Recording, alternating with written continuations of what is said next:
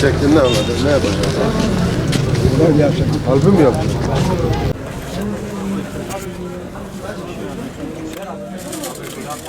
Allah kabul etsin. Allah razı olsun.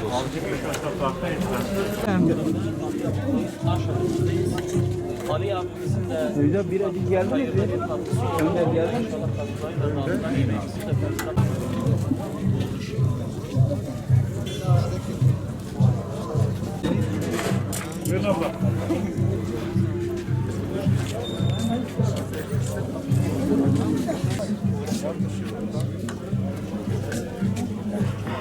Umut Kervanı Vakfı olarak depremin 17. gününde bizler Adıyaman'daki aşevimizde depremzede kardeşlerimize sabahleyin çorba, öğlen ve akşam vakitlerinde ise sıcak yemek dağıtımımıza devam ediyoruz.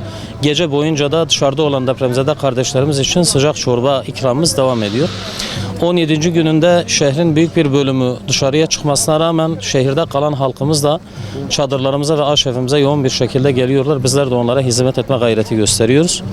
Şu an şehirdeki büyük sıkıntılardan bir tanesi yeraltı su şebekelerinin sıkıntılı olmasından dolayı vatandaşlar kendi evlerinde temiz suya ulaşamıyorlar. Bu noktada bizlerden talepleri var.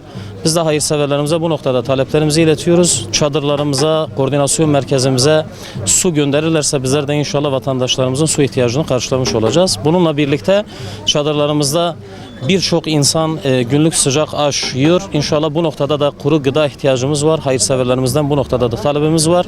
Bizlere kuru gıda ulaştırırlarsa inşallah bizler de bunu aş yapıp depremzede kardeşlerimize ulaştırma gayretinde olacağız inşallah.